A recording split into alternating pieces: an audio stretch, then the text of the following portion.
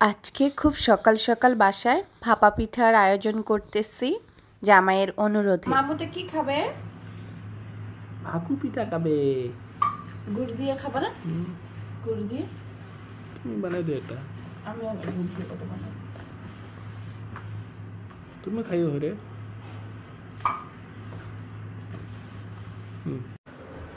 আসসালামু আলাইকুম and good morning সবাইকে। সকাল সকাল কিচেনে চলে আসলাম, ভাপা পিঠা বানাবো, সব কিছু রেডি করে রাখছি। আর রাতে হচ্ছে 5 কেজি ওজনের সিলভার কাপ মাছ, ফুলকপি, আলু টমেটো দিয়ে রান্না করছি ভাপা পিঠা দিয়ে খাওয়ার জন্য। তো পানিটার যে ভাপও চলে আসছে, এখন ভাপা পিঠা বানানো শুরু করব। চলেন সবাই। এই যে পানিটার একদম প্রপার ভাব আসছে, আর এখানে গুড় নিয়ে নিছি, আর এই যে আটাগুলো তো ঝুড়ি করে রাখলাম একটু আগে।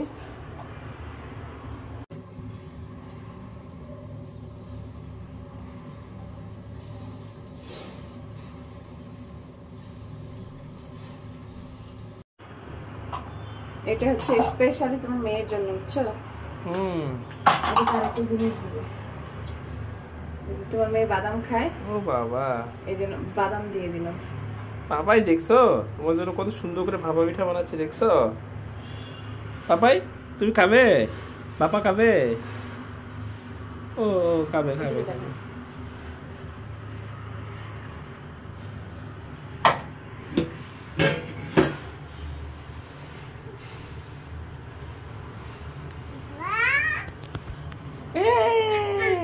আমার পাপাই বাবা খাবে।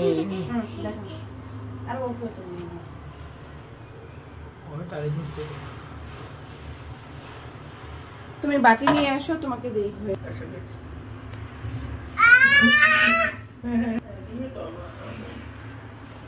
তুমি বাটি নিয়ে আসো একটা। তুমি খাবা? আমার বাবি তোকে তো দিব। এই তোমাকে ডাকে, আসো। মিষ্কার গরম পানিতে নিয়ে আসিও। নাও, পাতিল ভর্তি ভাপা পিঠা বানাইছি বাবা মেয়ের জন্য। খাবো খাবো, খাও খাও, পাপাও খাবে তো।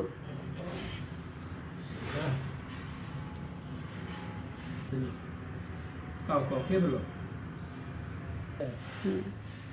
ইয়ে, এই যে দেখছো আম্মু, এটা মিষ্কার, বুঝছো? মিষ্টি দেবো, খাবো। মিষ্টি মিষ্টি মিষ্টি। আচ্ছা থাকো, হাত দিয়ে খাও, তুমি খাও। হ্যাঁ, ও বাবা রে, মাশাআল্লাহ। বাংলাদেশও আমরা চুপড়ে খাওয়া লাগে।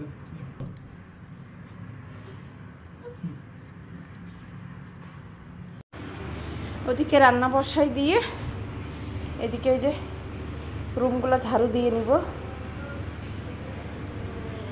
আমার কপালে এমন এক বুয়া জুটছে বাইরে, কথাই শোনে না, কি করব?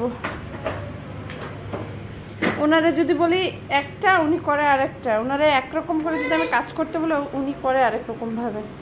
তার থেকে আজকে যে উনি আসতে লেট করছে, আমি করে ফেলতেছি। আসলে আজকে ঘুরাই দিব ওনাকে। আর শীতের দিন মনে হয় বাসা একটু বেশি নোংরা হয়।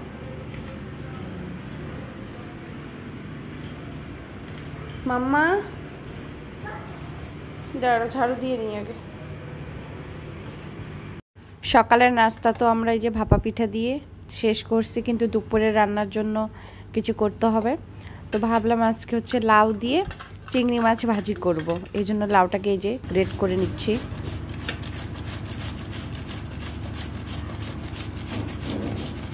লাউটাকে আমি এই যে এইভাবে গ্রেটার দিয়ে গ্রেট করে নিচ্ছি, কারণ বটি দিয়ে করতে গেলে অনেক সময় লাগবে, আর এতটা মিহিও করতে পারবো না।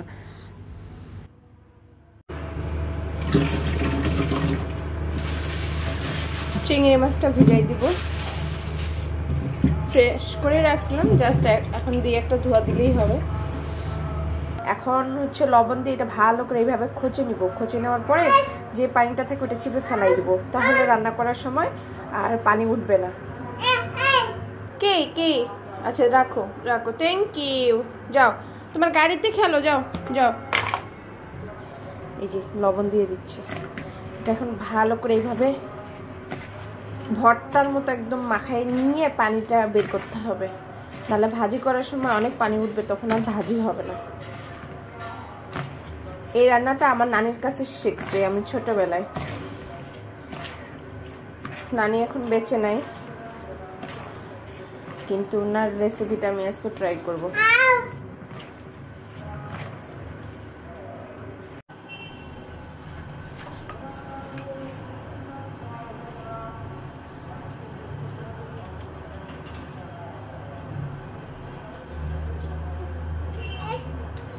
এই যে এইভাবে চিপে পানিটা ফেলাই দিতে হবে।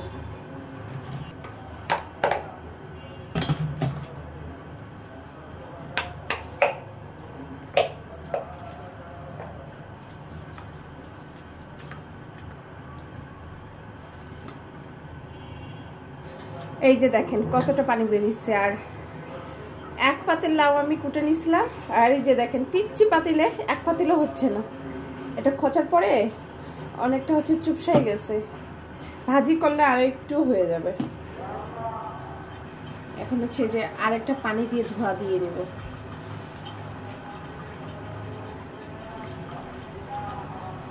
তাহলে যে লাউয়ের মধ্যে এক্সট্রা লবণ দিলাম, ওই লবণটা হচ্ছে চলে যাবে। খেও না বাবা, ওইটা খেও না মা।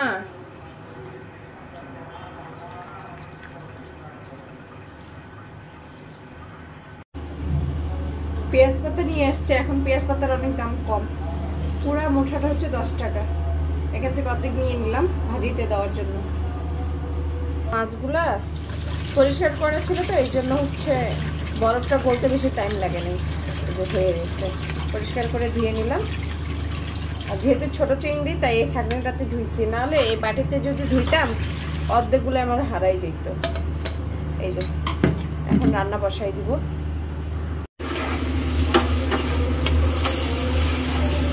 পেঁয়াজ মরিচগুলো ভাজার পরে এখানে চিংড়ি মাছগুলো দিয়ে দিলাম। চিংড়ি মাছগুলো হালকা একটু ভেজে নিয়ে তারপরে হচ্ছে লাউটাও অ্যাড করে দিব।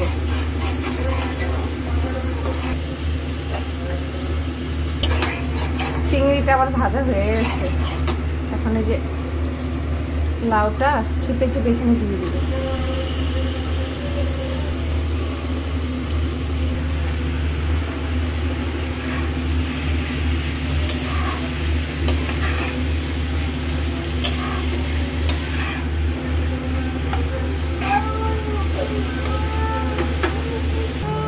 আপনারা চাইলে ওইখানে আলু অ্যাড করতে পারেন, আর এই যে পেঁয়াজ কুচি করে রাখছে এটা পরে দিব, আর ধনিয়া পাতা।